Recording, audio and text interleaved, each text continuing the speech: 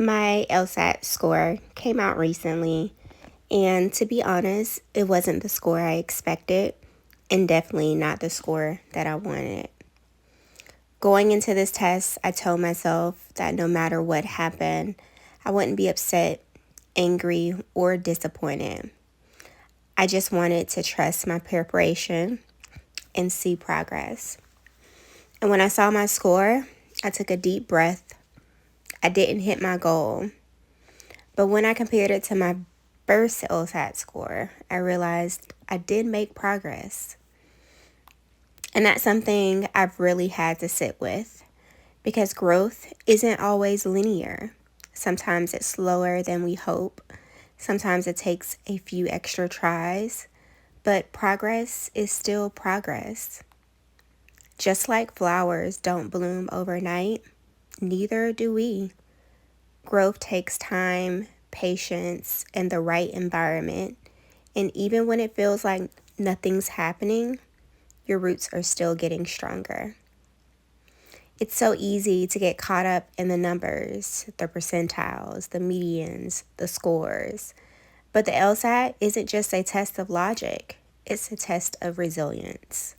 And for me, this journey has been about learning to give myself grace, to acknowledge that I can do hard things, even when the outcome isn't perfect. Because let's be real, if it were easy, everyone would do it. This path takes time, discipline, and mental toughness.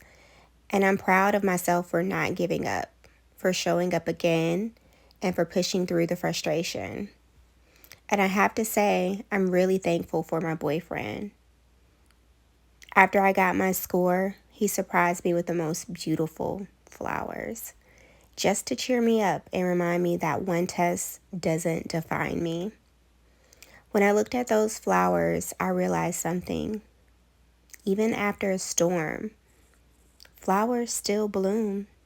They bend, they recover, and they rise again. That's what this journey feels like. I may not be where I want to be yet, but I'm still growing, still rooting myself deeper into the process. That's what this season of my life feels like.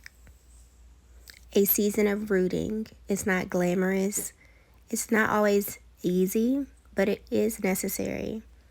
Sometimes we talk so much about the blooming part, the victories, the acceptances, the perfect scores, that we forgot about the rooting part, the quiet work, the late night studying, the self-doubt that you push through it anyway, the tears you wipe before you refocus on your goals.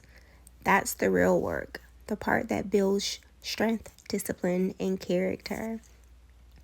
Every time I sit down to study, I remind myself that I'm not starting over.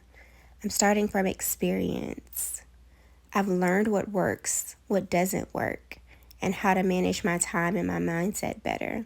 And that's powerful because this journey isn't just preparing me for the LSAT, it's preparing me for the law school, for life in the legal field, and for every challenge that's going to require resilience.